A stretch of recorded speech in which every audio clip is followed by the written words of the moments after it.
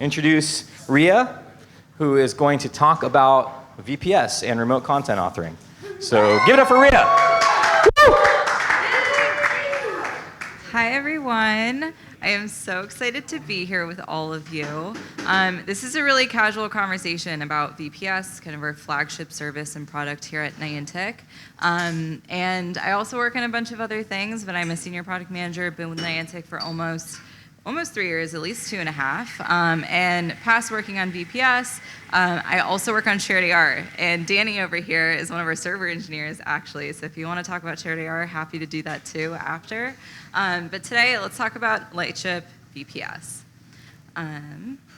So our visual positioning system, VPS, is really great and really crazy because we probably have the most coverage out of any VPS kind of platform or service in the world right now. And we're increasing the coverage that we have continuously. The way we're doing this is we're actually working with scans from high-level Pigo players and Ingress players, and all of these scans build up this 3D map of the world. So they go through the mapping pipeline, we build it all together, and then we give it right back to you, our developers. So you can also create amazing, immersive AR experiences that live in the real world and that persist there. So here's an example of someone kind of utilizing VPS in its early days. This person's going to go ahead and scan the beard of this statue in London. And from there, they're able to place content by creating an anchor, placing a little card, and that card will stay there over time until someone comes and picks it up or the developer decides to delete it. And so this other person's coming back. They're going to go ahead and scan that same location, survey it so they can localize, and then they're able to see that virtual content. And so you can start to imagine that our entire world will be overlaid with all of this virtual content. But it's not just an overlay, and we'll get to that a little later. Whoop. So as said before, VPS allows for centimeter level precision and a 6 degree of freedom pose at certain Niantic known locations or waste spots. So today, if you go to our Lightship platform, we talk about these locations as waste spots. In the future, we're not just going to be mapping waste spots, but we're going to be mapping the world. So we're going to be mapping in between waste spots, larger areas, and eventually, hopefully, get coverage of the entire world. But this is a very long process. It's going to take us years and years and years. And it's also going to take us, the developer community and our player community, to help us to make sure we're refreshing this map over time. And it's continuously updated and actually reflects the real world. But on the right, you can see what our scanning process looks like. So this is someone surveying a waste spot, and then that scan is sent up to our mapping pipeline again, and we create maps out of that. And you can actually help us do this if you download the Wayfarer app. And once you localize, VPS lets you synchronize your device with real-world locations. And so again, here's an example or a rendering of a mesh, and this is a representation of the VPS maps that we have. And so developers are able to download this, port it into Unity, and then create content on top of it. So you can kind of drag and drop. We have a lot of cool Unity helpers that we'll get through later to help you drag and drop content onto this mesh and store it either locally on the client, or you can go ahead and store it in an actual storage solution. And again, we're doing all of this because we believe the future is based in augmented reality and this kind of, not just like the geolocation aspect of AR, where we're putting an overlay of all this cool gameplay and all these cool waste spots on a map, but we're going a level deeper where you can actually have the real world connect with the virtual. So here's an example of deadmau kind of on a crazy spaceship coming down and putting up a large anchor, and it's super, super precise. It's like the whole top is all the virtual content, and it looks really real, which is super impressive. And we're also thinking about headsets. And as Kenneth talked about before, like everyone's really excited about what happens when you're wearing headsets and you're just walking around. What would the world look like?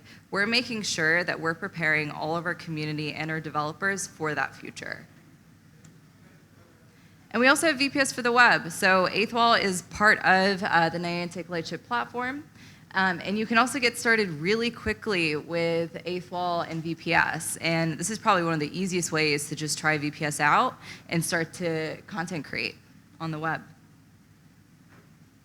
And to dive in a little deeper on what we currently offer in our Unity SDK for Lightship, we have this WaveSpawn Anchor service will allow you to place virtual objects and maintain a consistent pose over time and across AR sessions. And you can also share those WaveSpawn anchors. So if you want that pose, if you want to attach a digital object to that WaveSpawn anchor, we're basically anchoring content at an offset to that. And you can share that with other people so everyone can kind of see the same global state that you see of this AR world. And you can also restore these WaveSpawn anchors. You can come back to it. That's all developer defined, and we give you all that tooling. And introducing remote content authoring. So this is a bunch of, first of all, our geospatial browser on lightship.dev. If you have an account, you can just log in and you can start to see all these wavespots and all the meshes that we have attached to that. And you can go to these wavespots, you can localize, and you can see your content show up. But not only that, we also have Unity assistants that will help you create content on top. And so it's meant to make it super, super easy to get started with VPS. You can visualize and test the mock location in the Unity editor. You can save and update your anchor information in this manifest file, and you can store that locally or in the cloud again. And here's a fun little GIF. And here's a video of what it looks like by Amanda, one of our awesome product managers here. And I do want to say a lot of this deck was put together by so many amazing people at Niantic, and I'm just here to speak about it right now.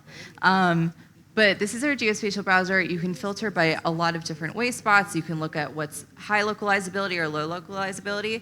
That's a score that we create internally. So it's not created by active, like people actually localizing in the wild. It's created internally by how likely do we think it is for you to go and localize. We're going to be tuning that information as we move on. But you can also look at like cultural centers and other kinds of wavespots. From there, you can go and download an entire package and then go into Unity. And so we're going to drop into Unity, and in a second, we'll show you how to import the file. But this is kind of what the Unity helpers look like. And so from here, you can import the package, which will include the mesh and any necessary wavespot anchor information. Going ahead and doing that. And then you'll get this fun scene that you can play around with, a sample scene.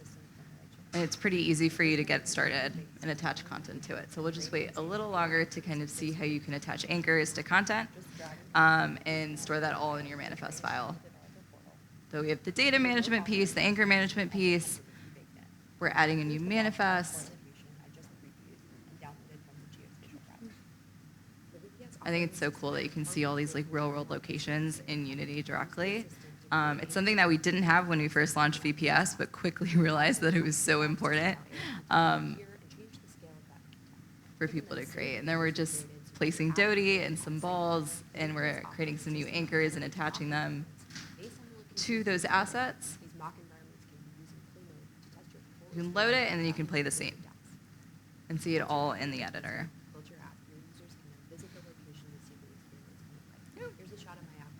So we're just going to continue.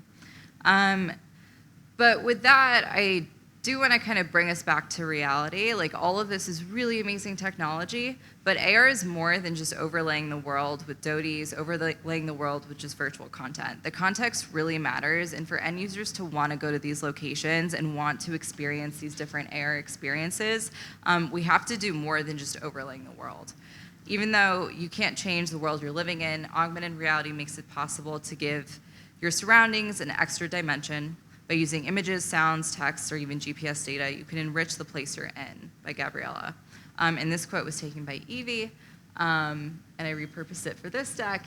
But I think it really gives meaning to what we're trying to do. We're trying to enrich the world around us. So we're not trying to replace the real world. We're trying to enrich it. So what AR, like the AR that we place at certain locations should make sense at that location. It should have historical context, cultural context, and it should make a lot of sense for those communities that actually live there. So if I was in Russian Hill, for example, or the Mission District in San Francisco, ideally experiences that are overlaid at different parks in those local communities would make sense. And that's how you're going to get those local communities to go to those locations and want to experience and want to be immersed in all of that technology. Let's see if it plays and you can hear it. Here's kind of John Hankey Create talking little AWE. nudges, in the design of the platform and the products. Just little nudges times billions of interactions makes a big difference. A nudge to get off the couch, get some exercise, spend time with friends and family. We asked, could we create a service, a game, an application that helps somebody discover a public space that's right in their neighborhood they've never really noticed before? Could it help us see that the magic, history, the beauty, it's hiding in plain sight? It's right in front of us, in places we know but don't really know, and places we've yet to discover. We think about what... So yeah, that was kind of, we really live and breathe that mission of allowing people to walk and find fun and exercise and play in their local communities, and that's really what our platform is empowering you to do too. And at Niantic, we're working on giving you more and more context about the real world. So this is just a starting point. Our geospatial browser is kind of the first step and a look into our mapping products, but we're going to move on and we're going to continue to build on top of this. And here's an A-Realm trailer. Shout out to Kenneth, who already talked about A-Realm in Foundry 6, but they're an amazing partner. I literally talk to them probably every other month, and a lot of our products and our decisions and our prioritization is driven by these managed partners and folks that we work with so closely. So I do want to just reiterate, if you are a developer working on the Lightship platform, we are working hand in hand with you, and all of our new services and products kind of focus on developer needs and what you need in the moment. But an awesome trailer from YouTube. Thanks for permission to use this. We already went through it, but I think it's so cool that we have so many people kind of building amazing MMOs, RPGs on top of the real world. It's exactly what we want to see.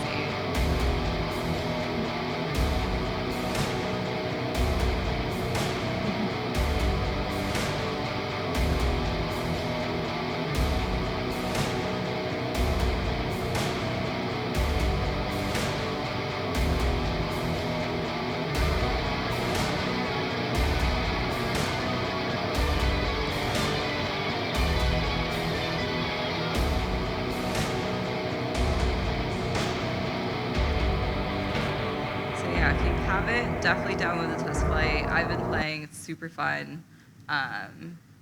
Super fun. Okay. Sorry, I'm going to have to go all the way back.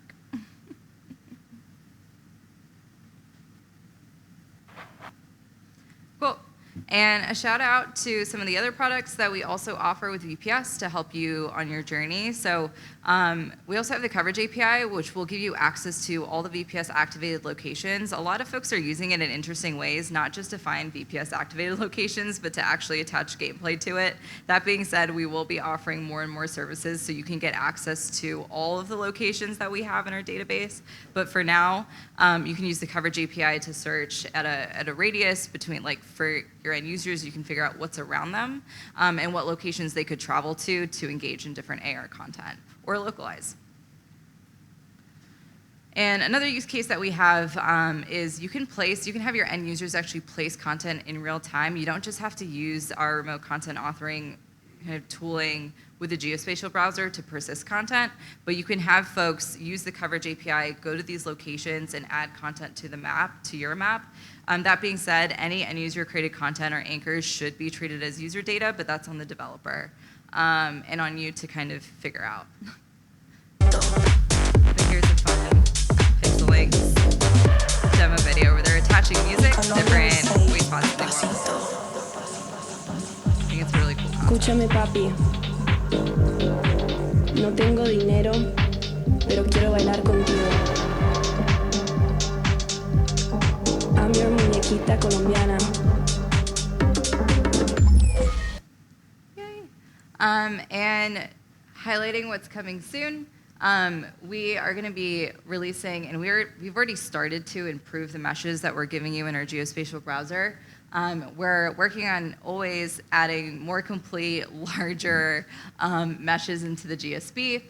We're also going to be working on prioritizing those meshes. So right now, there's a bunch that you can choose from. We'll do some of the hard work of actually prioritizing what makes sense. Shout out to Shared AR. We're working on colocalization, so you don't just need to have one person at a location colocalized, but you can have multiple. And so once you have multiple people in AR hanging out together, we think that AR is going to be more fun and more social and more exciting. And we're working also on more built-in storage solutions to enable global persistence. But yeah, thank you so much for having me, and happy to take any questions or talk to you after.